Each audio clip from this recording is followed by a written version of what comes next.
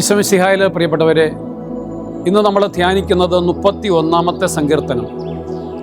24 തിരുവചനങ്ങളുള്ള ഈ സങ്കീർത്തനത്തിൻ്റെ തലക്കെട്ട് കർത്താവ് എൻ്റെ സങ്കേതം, കർത്താവ് എൻ്റെ സംരക്ഷണം എന്നുള്ളതാണ്.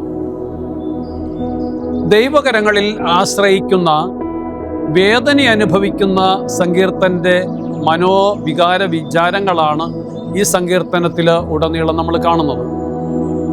വേദനയുടെ സമയത്ത് ഒരു പ്രാർത്ഥനാ ഗീതമായിട്ട് നടത്തുന്നതാണ് ഈ സങ്കീർത്തനം. കർത്താവിൽ അഭയം കണ്ടെത്തിയ ഒരു മനുഷ്യൻ അവൻ്റെ ദുഃഖ ദുരിതങ്ങളിൽ നിന്നുള്ള മോചനത്തിനായിട്ട് അപേക്ഷിക്കുന്നു. അതിൽ നിന്നുള്ള രക്ഷ ലഭിച്ചപ്പോൾ അവൻ ദൈവത്തെ സ്തുതിക്കുന്നു. ഈ സങ്കീർത്തനത്തിന് ക്ലേശങ്ങളുണ്ടാകുമ്പോൾ പ്രത്യാശയോടെ ദൈവസന്നിധിയിൽ സഹായം അപേക്ഷിക്കണം എന്നുള്ളതാണ് സങ്കീർത്തകൻ നമ്മളെ ഉദ്ബോധിപ്പിക്കുന്നത്. ദുഃഖദുരിതങ്ങൾ കാരണമാകുന്ന ആന്തരികവും ബാഹ്യവുമായിട്ടുള്ള ശക്തികളെ അല്ല നമ്മൾ കാണേണ്ടുന്നത്, മറിച്ച് ദൈവത്തിൻ്റെ സഹായത്തിനായിട്ട് നമ്മൾ കർത്താവിൻ്റെ അടുത്തേക്ക് വരണം എന്നുള്ളതാണ്.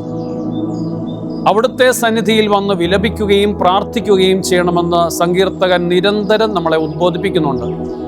നമുക്ക് പ്രാർത്ഥിക്കാം പ്രിയപ്പെട്ടവരെ.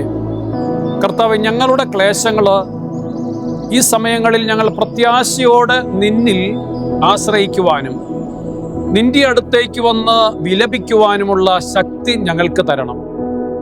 അങ്ങയുടെ പുത്രനായിട്ടുള്ള ഈശോ മിശിഹായിലൂടെ ദിവസവും ഞങ്ങളെ വഴി നടത്തണം. അങ്ങയുടെ കരങ്ങളിൽ ഞങ്ങളുടെ സകല വേദനകളും സമർപ്പിക്കുന്നു. അങ്ങിലാണ് ഞങ്ങളുടെ പ്രത്യുത്തരവും ആശ്രയവും. ദൈവം സമർത്ഥമായിട്ട് നമ്മളെ അനുഗ്രഹിക്കട്ടെ. ആമേൻ.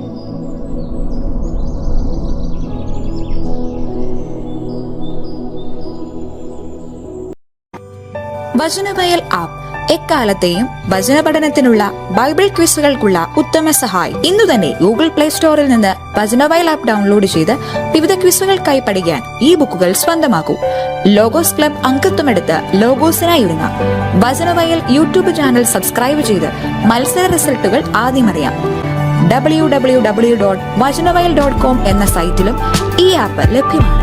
എക്കാലത്തെയും ബൈബിൾ ക്വിസുകൾക്കും സഭാവിജ്ഞാന ക്വിസുകൾക്കും പരീക്ഷകൾക്കും വേദപാഠ പരീക്ഷകൾക്കും സഹായിക്കുന്ന 1,00,000-ൽ പരം ചോദ്യോത്തരങ്ങൾ. എക്കാലത്തെയും ബൈബിൾ ക്വിസുകൾക്കായുള്ള പഠന സഹായം വചനവയൽ ആപ്പ്.